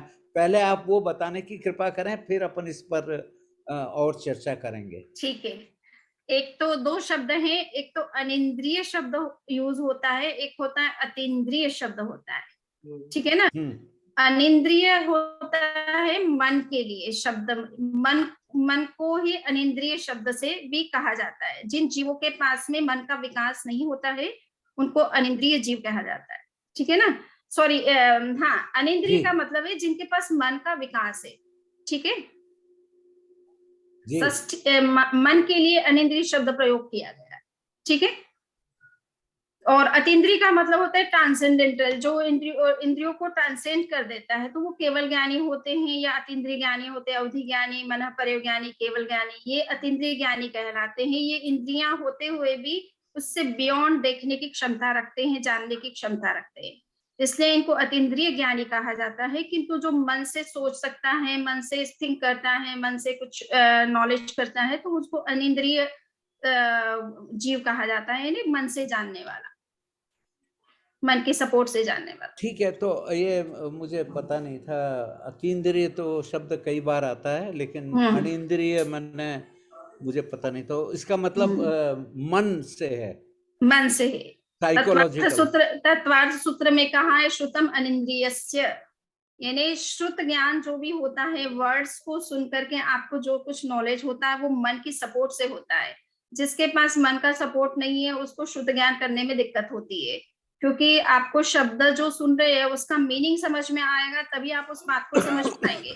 और वो मीनिंग के साथ कनेक्शन माइंड ही कर सकता है, बाकी इंद्रिय के जीवों को माइंड नहीं होने से उनको कनेक्ट करने में मुश्किल होता है। तो ये माइंड ठीक का है, ही अच्छा, फंक्शन है। Yes, thank you. वो तो बहुत क्लियर हो गया, आपने अच्छी तरह बता दिया। अब कमिंग बैक टू मेरा ओरिजिनल प्रॉब्लम है इसमें क्या है, आपने कहा कि ये मनुष्य अढ़ाई लोक में रहते हैं, यस, और मैं मानता हूं कि हम सब लोग मनुष्य हैं यहाँ। यस। तो यही लोक अढ़ाई लोक का हिस्सा है, तो इसके बारे में तो कुछ वर्णन किया होगा। या तो मैं ये मान लूं कि ये जो पन्नावाना सूत्र जिसने भी लिखा है ये उस वक्त का ज्ञान है और उनको पता नहीं था, क्योंकि ये जो दो चंद्र और दो सूर्य, और चंद्रमा सूर्य से दूर है और सूर्य पास में, आपने वो सब बताया 800 योजन या जो भी है। हाँ, हाँ, तो या तो ये मान लें कि उस वक्त जो ज्ञान था उसका वर्णन किया गया है, और यदि ये माने कि वो विज्ञान वहां तक नहीं पहुंचा है तो हमको वो पार्ट लेना पड़ेगा जहां तक विज्ञान पहुंचा है, और उसको हमको डिस्कस करके वो एंकर पॉइंट हमको बनाना पड़ेगा ताकि ये हमारे समझ में आए। क्योंकि ये बिल्कुल भी ऑब्जर्वेशन के सम्मत नहीं है। विज्ञान ये कहना काफी नहीं है आज के समय में कि विज्ञान को कुछ पता नहीं है। मतलब विज्ञान ने ब्रह्मांड के ओरिजिन जो भी है, बिग बैंग के ओरिजिन तक गया। अभी जो जेम्स वेब टेलीस्कोप भेजा है वो वहां तक पहुंचा है 13.8 बिलियन ईयर्स तक। तो उसके भी बियॉन्ड होगा कुछ, मैं ये मानने को तैयार हूँ, लेकिन ये कहना कि ये तो बिल्कुल तर्क संगत नहीं है कि 2 चंद्रमा हैं, 2 सूर्य है, और ये ऐसा है, ये गोल है, ये उत्तर है, ये दक्षिण है। ये तो 3 डायमेंशनल स्पेस होती है, तो उसमें आई डोंट नो इसको किस प्रकार कनेक्ट किया जाए। तो मेरा आपसे ये निवेदन था कि ये जो पन्ना वन्ना सूत्र है, इसमें आप 1-2 स्टूडेंट्स को लगाइए जो वो तथ्य निकालें जो विज्ञान को पता है, और वहां उसको अपन कनेक्ट करें, वरना I think it makes very little sense. I am sorry to say that, पर मैं कुछ जानने का प्रयत्न कर रहा हूं, इसलिए आप मुझे क्षमा करेंगी कि वो जब तक हम इसको स्टडी नहीं करेंगे और विज्ञान से कनेक्ट नहीं करेंगे, तब तक इसका कोई अर्थ ही नहीं है। देखिए, सबसे पहली बात तो ये है कि ये आगमों की जो भी बातें हैं वो आपके बीच में डिस्कस करने का एक ही प्रयोजन है कि आप इसको विज्ञान के साथ किस रूप में, कहाँ, कैसे कनेक्ट करेंगे, इस पर ही आपको वर्क करना है। हम आगमों की बातें, फैक्ट्स, फिगर आपको बता सकते हैं, और उसको वैज्ञानिक तरीके से कहाँ कैसे कोरिलेट करेंगे, कहाँ meeting agreement, point of agreement हमारा बनता है, उसको तो सर्च करना ही पड़ेगा। और ये गोल वगैरह कहाँ गया है, ये तो क्या है कि एक बार के लिए जो उस चीज को आगमों में जो पढ़ी जा रही है और जो समझी जा रही है उसको फिगर आउट करने की कोशिश की जाती है ना, कि उसको किसी तरह से उसका डायग्राम बना करके या कोई मॉडल उसका बना करके, तो वो बनाने वाले तो आप और हम सब लोग ही है ना। तो इसलिए वो बुक में जो पिक्चर बनाया गया है वो बिल्कुल एज इट इज वो वैसी ही, उसका बिल्कुल इतना ही ऐसे ही गोल है, ऐसा कहने का मतलब नहीं है, परंतु वो मोटा मोटी उसको फिगर आउट करने की कोशिश की गई है, पिक्चराइज करने की कोशिश की गई है, इलस्ट्रेशन बनाने की कोशिश की गई है, जो फैक्ट्स और फिगर डिस्कस किए गए उसके आधार पर। बट उसको हमको एज इट इज नहीं लेना है, वो नहीं, अप्रोक्सीमेट वो आपके जो बात सही है, आपके बात हमें सही लेना है। है उसको। हाँ, हमने करीब 1 साल से ये लोक के बारे में अध्ययन किया है, कई लोगों ने, हाँ, और कम से कम मैं तो इस निष्कर्ष पे पहुंचा हूं कि ये जो अपने आगम में लिखा हुआ है, ये जोर है, जिसको आप ज्योतिष को आपने एस्ट्रोनॉमी ट्रांसलेट किया है, इसको हम एस्ट्रोलॉजी समझें। एस्ट्रोलॉजी समझें तो कई जो इसमें विसंगतियां हैं दूर हो जाती हैं, क्योंकि कैलकुलेशन, एस्ट्रोलॉजी का मतलब effect on human body of these stars, वो होता है, इनका असर होता है हम जीवन पर। उस दृष्टि से उनको अलग कर दें, और कुछ आध्यात्मिक या रिलीजियस बातें हैं कि वो महाविद्य क्षेत्र है, वहाँ वो श्रीमंदर स्वामी है, वहाँ ऐसा है वैसा है, वो अलग एक विषय है, उसको हम अलग कर दें तो जो बाद में रहेगा वो फिजिकल एस्पेक्ट्स रहेगा। तो ये जो पूरा आगम जो है, पर्टिकुलरली तिलोई पन्नति जो मैंने पढ़ी है, तो उसमें ये मेरे को हर जगह मिक्स्ड अप लगते हैं ये 3 चीजें, तो हमको इसको अलग अलग, आप थी उस डिस्कशन में जो 4 आचार्यों ने मिलके हमारे वो लोका इश्यू अब प्रिंटेड फॉर्म में अवेलेबल है, वो आपको मैं भेज दूंगा, आप उसको मैं देखिएगा। नहीं, वो जीवराज जी ने जो डिस्कशन किया, तो मैं थी ना हर चीज, हर मीटिंग हाँ, में। आप थी, पर मेरा कहने का मतलब ये है कि इसमें से ज्योतिष जो है, एस्ट्रोलॉजी पार्ट के ह्यूमन इफेक्ट होता है, उसको निकाल दें तो फिर फिजिकल एस्पेक्ट्स रहेगा, उसको हम एस्ट्रोनॉमी मान सकते हैं। तो ये बहुत आवश्यक है, वरना इसके इतनी मतलब कॉन्ट्रडिक्शन है ऑब्जर्वेशन के साथ। मैं विज्ञान की बात नहीं कर रहा, जो हमको दिखाई देता है, मतलब उसे कहीं तो इसका मेल होना चाहिए। पहली बात तो मैं ये कहना चाहती हूँ कि एस्ट्रोलॉजिकल इफेक्ट वाली तो कोई बात हुई नहीं है इसमें, पूरे प्रसंग में कहीं भी कुछ इस तरह की बात नहीं है। दूसरा है कि कोई आध्यात्मिक दृष्टि से जो बात कही जाती है कि महाविद्य वगैरह वगैरह, तो ये कोई स्पिरिचुअल एस्पेक्ट की दृष्टि से ही नहीं कहा गया है, बल्कि जोग्राफिकल लोकेशन बताया गया है, जोग्राफिकल सिचुएशन बताई गई है, किस डायरेक्शन में है, कितना बड़ा है, क्षेत्रफल की दृष्टि से बात की गई है। तो ये सारा जोग्राफिकल डिस्कशन है एक प्रकार से, ये कोई स्पिरिचुअल पॉइंट ऑफ व्यू से बात नहीं है। और जो कुछ भी है ये देखना है कि साइंस और स्क्रिप्चर्स की जो बातें हैं वो कहाँ किस तरह से मैच करेगी एक दूसरे से, और कहाँ तक साइंस जो है एग्री करेगा, वो वही आपको रिसर्च में सामने लाना है। नहीं, आप ये बता रही हैं बहुत अच्छा है कि हाँ। शास्त्रों में ये लिखा हुआ है। अब ये बिल्कुल। हमारी ड्यूटी है कि हम इसको तर्क Yes. सम्मत रूप से पेश करें। तो मैं वही निवेदन कर रहा हूँ। आपने हाँ। तो जो लिखा हुआ है वो बताया। हालांकि बिल्कुल। मुझे ये जो ट्रांसलेशन करते हैं उनको कुछ ज्ञान होना चाहिए, तभी वो सही ट्रांसलेशन कर सकते हैं। ये मुझे देखिए, पहली बात तो ये समझ लीजिए कि प्राकृत भाषा के टेक्स्ट हैं, हर कोई इसको ट्रांसलेट कर ही नहीं सकता है। तो जो ट्रांसलेट करने वाले हैं वो बहुत बड़े स्कॉलर होते हैं, अपने आप में भाषा के बड़ा एक्सपर्टीज होती है उनके अंदर, प्लस वो प्राचीन टीकाओं को, भाष्यों को, कमेंट्रीज को देख करके कोई चीज को ट्रांसलेट करते हैं, अपने मन से कुछ भी लिख दिया, ऐसा नहीं होता है। शास्त्र की भाषा को ट्रांसलेट करने में बहुत सावधानी बरतनी पड़ती है, और सभी परंपराओं को ध्यान में रख करके और सभी प्रकार की टीकाओं को ध्यान में रख करके चलना पड़ता है। इसलिए ये ना सोचिए कि कोई ये सामान्य कोई व्यक्ति ने मैं चलते कुछ ट्रांसलेट कर दिया है, ऐसा भी नहीं है। दूसरा ये है कि इस ग्रंथ को लिखने वाले आचार्य श्यामाचार्य है, श्यामाचार्य, ठीक है ना। और कहा जाता है कि वो 14 पूर्व के ज्ञाता थे, 14 पूर्व के ज्ञाता, ठीक है ना। बहुत बड़ा स्कॉलर होता है 14 पूर्वधर, एक पूर्व का भी ज्ञाता बहुत बड़ा स्कॉलर होता है, शास्त्रीय दृष्टि से 14 पूर्वों को जानने वाले की तरह बड़ा होता है, ये आप सोचिए। और ये श्यामाचार्य के बारे में कहा जाता है कि इन्होंने सबसे पहले सूक्ष्म जीवों का विवेचन जैन आगमों में, जिनको निगोद के जीव कहते हैं, इसका सबसे पहले प्रतिपादन इन्होंने किया है। तो ये कोई सामान्य व्यक्ति नहीं है जो बात कर रहे हैं आपसे। और एक बात और ये कहना चाहती हूँ कि जैन आगमों की विवेचन की जो पद्धति है, मेथड है इंटरप्रिटेशन का, वो 4 एंगल से हमको समझना है। पहला है कि मैथमेटिकल दृष्टि से डिस्कस करते हैं कुछ चीजें, कुछ एथिकल दृष्टि से डिस्कस की जाती है, कुछ मेटाफिजिकल दृष्टि से डिस्कस किया जाता है, और कुछ एपिस्टेमोलॉजिकल यानी नॉलेज की दृष्टि से कि कहाँ किस तरह का उस विषय को जानने का क्या तरीका है। तो ये 4 एंगल से हर चीज को इंटरप्रेट किया जाता है।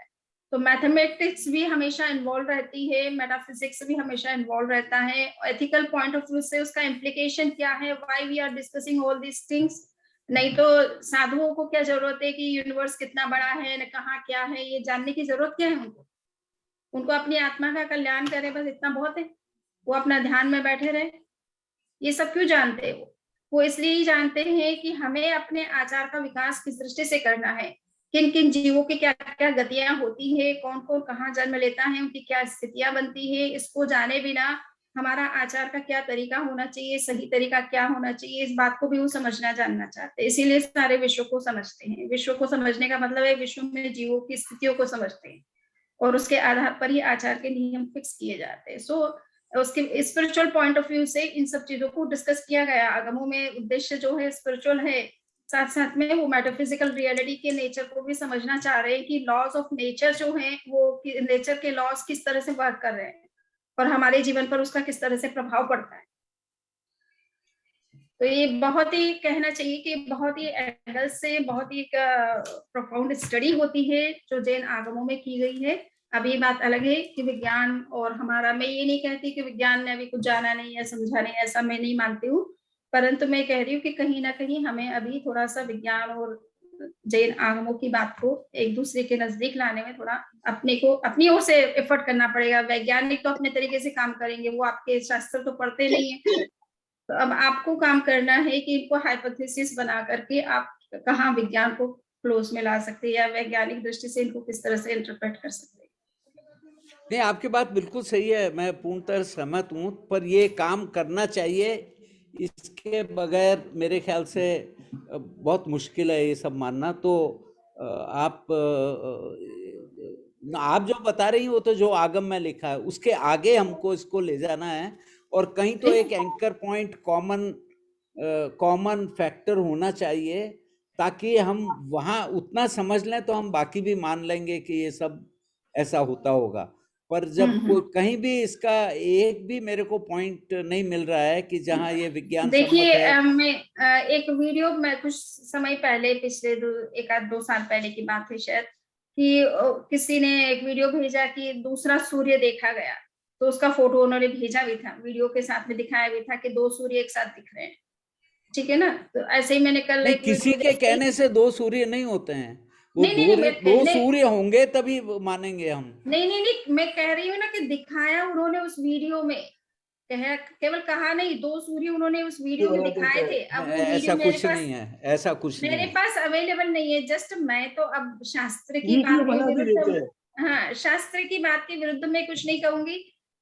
शास्त्र में जो बताया है उस हिसाब से ये है कि 2 सूर्य और 2 चंद्र होते हैं। एक सूर्य जो आज हम वर्तमान में देख रहे हैं, अभी आज देख रहे हैं, वो आपको तीसरे दिन वापस दिखेगा।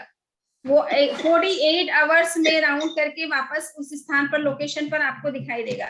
सो ये शास्त्रीय विचारधारा है, मत है। और अब आप विज्ञान वाले नहीं, जो भी मैं करना आपको चाहें। इसी पॉइंट पे बता रहा हूं कि ये बिल्कुल सही है।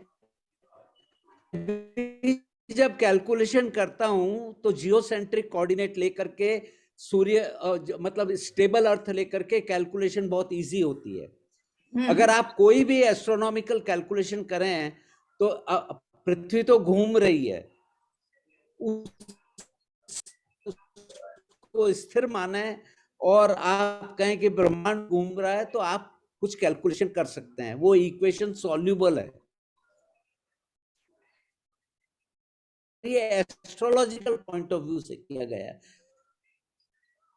कि ये किया गया, ये फिजिकल एस्पेक्ट नहीं है, यूं कह रहा हूं मैं आपसे। तो ये हो सकता है, आप थोड़ा सा इसको देखिए कि आप जो कह रहे हैं, अगर वो पॉइंट ऑफ व्यू से सही बैठता है तो वो भी हमें कोई दिक्कत नहीं है। पर शास्त्र ने उनका लोकेशन भी बता रखा है कि कौन कितनी डिस्टेंस पर है। तो अब इसका तो एस्ट्रोलॉजिकल, अगर वो भी इसका बिल्कुल ये एस्ट्रोलॉजिकल मैंने निकाला है। आप इस लोक इश्यू को देखिए। हाँ। वो जब कहते हैं कि सूर्य पास में और चंद्रमा दूर है, वो इसका इफेक्ट ऑन ह्यूमन बीइंग वो बता रहे हैं कि सूर्य का इफेक्ट ज्यादा है, चंद्रमा का कम है, इसलिए वो दूर है। और वो जो उस वक्त, एक एग्जांपल मैं आपको दूं, उस वक्त सबको पता था कि कहाँ मंगल है, कहाँ बुध है, कहाँ गुरु है, कहाँ शुक्र है, सब वर्णन उसका मिलता है। पर जो सीक्वेंस इसमें ज्योतिष लोक में दी हुई है बिल्कुल गलत है। वो गलत इसलिए है कि वो फिजिकली करेक्ट नहीं है, वो एस्ट्रोलॉजिकली करेक्ट है कि हाँ, तो उन हो सकता है। ग्रहों का हम पर प्रभाव कम पड़ता है। तो मैं कहता हूं ये एस्पेक्ट हमको पढ़ के निकालना पड़ेगा। पर हमारे कोई भी स्कॉलर्स अवेलेबल नहीं है, जो कोई समाज इसको सपोर्ट नहीं करता। हमने पहले भी डिस्कस किया है इसको, तो हम इसको रिजॉल्व नहीं कर सकते। वरना काफी स्कॉलर्स हैं जो ये सब समझते हैं। तो मैं ये मानने को तैयार हूं कि ये किस दृष्टि से किया गया है वो जानना जरूरी है। ये सब उस वक्त एस्ट्रोलॉजी का बहुत जोर था। सब लोग अपना भविष्य और क्या असर होगा, क्या बीमारियां ठीक होगी, ये उसकी दृष्टि से हो सकता है, पर ये फिजिकल दृष्टि से नहीं हो सकता, बिल्कुल नहीं हो सकता। हमने ब्रह्मांड के छोर तक देखा है और पूरा सूर्यमंडल के पिक्चर्स हैं हमारे पास। कितने ग्रह हैं, कितने उपग्रह हैं, कितने सैटेलाइट है, कितनी डस्ट है, कितना साइज है, सब पता है। और अब उसका कहीं तो मेल बैठना चाहिए ना। सही। आप लाइए फिर कुछ नया इंटरप्रिटेशन लेकर के आइए कि ये क्या है, किस एंगल से सही हो सकता है। हाँ, जैसे तो वो मैं लोका इश्यू में मैंने ये सब हाँ, डिस्कस जैसे किया है। जीवराज जी जैन साहब ने जैसे स्टेटिस्टिकल मेथड से प्रूव किया है कि ये सब चीजें सही बैठती है विज्ञान के साथ में। तो आप एस्ट्रोनॉमिकल जो बॉडीज के बारे में कोई बात कही गई है, उसको आप एस्ट्रोलॉजिकल पॉइंट ऑफ व्यू से बताइए। हाँ, एग्जैक्टली वही मैं कह रहा हूँ। हाँ, उसमें काफी चीजें रिजॉल्व हो हाँ, जाती तो है। अच्छा है, अपने को नया इंटरप्रिटेशन लाना भी चाहिए ना। तो पता रहे कि ये अगर फिट हो रही है वर्तमान में तो किस दृष्टि से हो सकती है। अब एग्जैक्टली तो अगर वही बात कही गई और अगर हमारी नॉलेज में अभी वो चीजें उस रूप में नहीं आ रही है, तो फिर हम अपनी ओर से कोई तो नई व्याख्या लेकर के आएंगे ना सब। शेषा सर जी, आई हाँ don't want to take all the time. Sir आप और सर कोई मैं कुछ प्रश्न है तो कहना आगे हाँ आगे सर बढ़िए। मैं कुछ मुझे कहना चाह रही मुझे थी। एक मिनट सर। हाँ भंडारी सर, एक तो आपकी जो बात है उसमें आप ह्यूमन के ऊपर जो इफेक्ट कह रहे हो, उससे अच्छा कि अपने प्रकृति ऊपर या तो यहाँ की पूरी लाइफ के मतलब सभी जीव और अजीव सभी के ऊपर, इस तरह से हम इंटरप्रिटेशन का सोच सकते हैं। क्योंकि हमें पता है कि चंद्र की इफेक्ट पानी पे या कहाँ कहाँ होती है, तो इस तरह से आप एक और समणी जी आपने जो बताया 2 सूर्य का, तो शास्त्र के हिसाब से भी 2 सूर्य कभी एक साथ नहीं दिखेंगे, क्योंकि एक सूर्य जहां होगा उससे 180 डिग्री पे दूसरा सूर्य होगा, या तो दूसरे मतलब होगा तो भी जो आपने बताया कि दूसरे मतलब जैसे लवण समुद्र वाला है या पुष्कर द्वीप वाला है, वो एक लाइन में होंगे, तो भी एक सूर्य और दूसरे सूर्य एक साथ नहीं दिख पाएंगे, ऐसा मुझे मेरी समझ के हिसाब से। आप मेरी समझ को कुछ सही करने का प्रयास करो। मैंने वैसे ये कहा ही मुझे नहीं, मैंने ये नहीं कहा कि दोनों सूर्य एक साथ दिखते, एक दो सूर्य होते, ये कहा दिखते नहीं है, क्योंकि मैंने आपसे ये भी बताया ना कि 48 आवर्स बाद में आपको यही सूर्य बाद में 48 आवर्स बाद दिखेगा ना, तो हाँ, एक दिखने में आपको एक ही दिखाई देगा, क्योंकि ये जब राउंड करता है 48 आवर्स में आता है वापस अपनी लोकेशन पर, तो ये दूसरे डायरेक्शन में जा चुका है और दूसरा सूर्य इसके स्थान पे दिखाई देता है। तो आप देखने में आप हमेशा एक ही सूर्य को देखेंगे, दो को कभी नहीं देखेंगे। सही। तो वो वीडियो तो कोई मतलब मुझे कुछ कहना है। हाँ कीर्ति जी आप भी कुछ कह सकते हो, और लोढ़ा साहब भी कुछ कहना चाह रहे थे। ये तो मेरा कुछ नहीं, ये क्यूरियोसिटी जो थी, इसलिए मैंने पूछ लिया। हाँ दो सूर्य की जो बात कर रहे हैं, बेसिकली अगर हम इलिप्टिकल ऑर्बिट माने, जैसे अर्थ जो है वो सन के सराउंडिंग इलिप्टिकल ऑर्बिट में घूमता है, तो for a ellipse there are always 2 focal point. एक जो है वो फिजिकल है, जो वाकई में जिस पे ऊपर ऑब्जेक्ट है, एंड दूसरा जो है वो वर्चुअल है।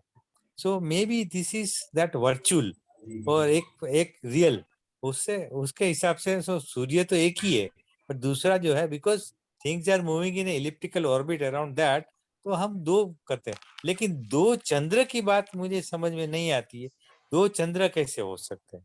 सूर्य का तो सर वाकई में 2 चंद्र हैं। मैंने अपने बुक में लिखा है कि there is another moon which goes around the earth in a horseshoe shape, that is very well established. तो we can try to make it agree. ऐसा कुछ नहीं है कि मतलब मिलान नहीं हो सकता, पर उसको सही दिशा में सोचना पड़ेगा। एक्चुअली एक तो अपना मून है और एक और रॉक का पिंड है जो हॉर्सशू शेप में आता है, और वो पृथ्वी के आके वापस चला जाता है और फिर वापस आता है। That is very small, so you don't see it. That has been seen with a telescope. तो ऐसा नहीं है कि ये गलत है, पर मैं उसके री-इंटरप्रिटेशन की बात कर रहा हूँ। I am also trying to say sun ka like that only, that it may be 2 sun means basically sun एक ही है, but because things are moving in elliptical orbit around sun, so it has a 2 centers. Sir, one is the real let me center also and explain other this one is point.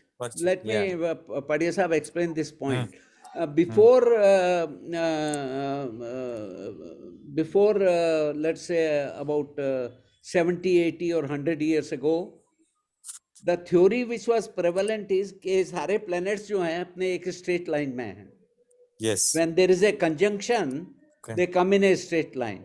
So the theory was that there were 2 suns, one came very close by to our sun, or it pulled lot of material, and that material condensed to form planets, and that sun has gone away. ये theory जो 2 सन की theory है काफी समय तक प्रचलित थी। उसके बाद में a new theory has come of this solar nebula that says that no, we don't need another sun to pull material and condense into rocks and form planets. It says by itself, because of rotation, it can come in a disk from a molecular cloud. We can discuss that in detail. पर इसीलिए मैं कह रहा था कि उस वक्त ये प्रेवलेंट हो सकता है कि 2 सूर्य थे, क्योंकि जो आप प्लैनेट्स बीच में बनाते हैं ये कहीं से तो निकले होंगे। ऑब्वियसली तो उन्होंने Yes. कहा कि एक की ग्रेविटी ने दूसरे से मटेरियल निकाल दिया और वो कंडेंस हो गए, ये प्लैनेट्स बन गए। पर पॉइंट खाली वही है जो मैं पहले बता रहा था कि इसकी बहुत आवश्यकता है कि इसको हम ठीक से समझें, वरना true, it true. Is and नहीं तो ऑल्सो वी भंडारी शुड जी, not have a forced agreement, because the worst thing is to have कि ये शायद ऐसा होगा, आई मीन विदाउट एविडेंस, तो that goes against our Jain concepts. Yeah, true. जी, पहली तो बात 2 ये है सूर्य कि और हम 2 चंद्रमा can be explained this way, but better it can be explained by for astrological calculations. नहीं The तो calculations become very easy that way. जी, भंडारी जी, आप 2 चंद्रमा को तो मान रहे हैं, 2 सूर्य को नहीं मान रहे। नहीं, मेरे मानने से थोड़ी होता है, मुझे जो नहीं, दिखाई नहीं। देता है वही मानता हूँ। हाँ, तो वही कह रही हूँ कि आप जैसे 2 चंद्रमा को तो मान ही रहे हो ना, मानने का मतलब दिखाई दे रहा है आपको, तो 2 सूर्य क्यों नहीं दिख रहे हैं? उसको नहीं, दूसरे उनका सूर्य कहना को ये है अगर कि वो वहाँ है नहीं। वो देख today science has proved that second moon is there, it has been visualised, but the Okay. sun is not visualized yet. That is what he is नहीं, trying to say. एक्चुअली क्या है सर कि there are millions of moons. If you say, it depends on how you define a moon. If a moon is something which is going around the earth, then thousands of rocks, millions of rocks are going around the earth. So it all depends on definition, unfortunately. No, that way, if you see earlier, Pluto was called as a planet. Now it is not called. Exactly. तो millions of moons और millions of suns and planets, ये सब चीजें जो है, just आपका moons तो आपको प्रूव हो चुका है, बट हो सकता है निकट फ्यूचर में सन भी प्रूव हो जाए। सॉरी, आपका प्रश्न मेरे को सुनाई नहीं दिया। नहीं, मैंने कहा मिलियंस ऑफ मून्स आपने एक्सेप्ट कर लिए, तो शास्त्र कह ही रहा है कि मिलियंस ऑफ मून्स हैं यहाँ हाँ, पूरे ब्रह्मांड में, तो हाँ। ऐसे ही मिलियंस ऑफ सन्स भी हैं। एक चंद्रमा के साथ एक सूर्य भी आपको हमेशा देखने को मिलेगा, उसके साथ 28 वो एस्ट्रिंजेंट स्टार्स भी मिलेंगे और ये नंबर भी मिलेगा। मतलब अब इतना तो हमारे एक साथ रहता ही, एक फैमिली में रहते ही, एक सूर्य एक चंद्र एक साथ में रहते हैं एक फैमिली के अंदर। इसको थोड़ा अपने को डिटेल में जाना पड़ेगा, ये खाली ये कह देने से तो अब आपको इसीलिए तो एकेडमी क्रिएट की है ना। अब आप प्रूव करिए, साइंटिस्ट लोगों ने जो किया सो तो किया ही है, बट आप अब जैन आगमों के आधार पर भी तो कोई साइंस डेवलप करिए। हाँ, तो वही पॉइंट मैं कह रहा हूँ कि अपने को इसको लिंक करना पड़ेगा। They can not be considered in isolation कि ये आगम में ऐसा है और विज्ञान में ऐसा है। नहीं, नहीं, ऐसे 2 ब्रह्मांड नहीं है अलग अलग, वो एक ही ब्रह्मांड है और दोनों उससे सहमत होने पड़ेंगे, मेरा ऐसा ख्याल है। सही बात है, वो ट्रुथ तो एक ही है, परंतु उसको देखने वाले की बात है कि किस तरह से वो देख रहे हैं या क्या लिमिटेशन है उनकी देखने में। Anyway, one of the point of my discussion was to involve all the young people who have joined. Yes. To come and work with us. I am prepared to take up these problems and ये आपका ही show how subject it है। can be done, but we don't have people and we don't have facilities to do it. That is why I brought this point कि let us not blindly follow कि ये विज्ञान ये कहता है तो इसलिए ऐसा है और ये आगम ये कहते हैं इसलिए ऐसा है। हमको उनको जोड़ने के बिना हमारे पास कोई विकल्प नहीं है, मेरा ऐसा मानना है। सही भंडारी जी, सही है आपकी बात, सोचना पड़ेगा। समणी जी, आप भी उसके बारे में क्या कुछ कर सकते हैं देखना। डोडा साहब भी कुछ कहना चाह रहे थे, डोडा साहब आप बता सकते हो। डोडा साहब का विषय है बॉटनी। हाँ, उनका आपने बॉटनी भी आज हुआ है थोड़ा बहुत, तो उनके बारे में भी कुछ बताएंगे। भंडारी साहब ने जो कुछ कहा उससे सहमत हूँ, पहली बात तो ये है। दूसरा, एक समणी जी ने पीएचडी थीसिस की थी जैन बायोलॉजी के ऊपर, और उसमें उस चीज को मुझे एडिट करना पड़ा था। तो उसमें मैंने पाया कि आज के विज्ञान की नॉलेज के हिसाब से जैन बायोलॉजी में कोई तालमेल नहीं, कोई तालमेल नहीं। तो ये स्थिति वहां पर भी ऐसी है बायोलॉजी में। तो इसलिए मेरा व्यक्तिगत सोच ये है कि जैसे भंडारी साहब ने कहा कि जैन ये कहता है और विज्ञान ये कहता है, ये कंपैरिजन करने में जब तक इसकी बहुत गहराई से स्टडी ना हो ठीक नहीं है। तो ठीक है, हम तो जैन पॉइंट ऑफ व्यू को सामने रख रहे हैं। We are not comparing with science, Jain but Jain क्या कहता है वो कौन कह सकते हैं कि जैन ये कहता है। उसको विज्ञान से कंपैरिजन करने की स्टेज अभी नहीं आई, जब तक कि उसकी गहराई से विज्ञान के संदर्भ में स्टडी ना हो जाए। सही है, सही है। तो इसीलिए लोढ़ा साहब है, इसीलिए भंडारी साहब है इस काम को आगे बढ़ाने के लिए। ऐसा है तो साहब 26 और 27 तारीख को हम एक डिस्कशन मीटिंग रख रहे हैं 2 दिन की, आप जुड़िए उसमें। We are going to discuss all these problems. अगर आपको अनुकूल हो तो आप जुड़िए। मैं कोशिश करूंगा, मेरी जी। हेल्थ ठीक नहीं रहती है इसलिए मैं कभी कभी अटेंड नहीं कर पाता, पर मैं जी। कोशिश हाँ, नहीं मतलब यही डिस्कशन करने के लिए कि हम सर को तो रहना ही चाहिए, सर का तो मूल विषय है ना, तो इसमें सर को रहना जरूरी है। सर आप, मेरे पास लोढ़ा साहब की कांटेक्ट डिटेल नहीं है, आप में मेरे पास है, मेरे से। हाँ लोढ़ा साहब, मैं आपको लिंक भेज दूंगी, जूम लिंक। जितना आपको कंफर्टेबल है इतना हमसे जुड़ने का ट्राई कीजिएगा। हमको आपके गाइडेंस का बहुत बहुत जरूरत है।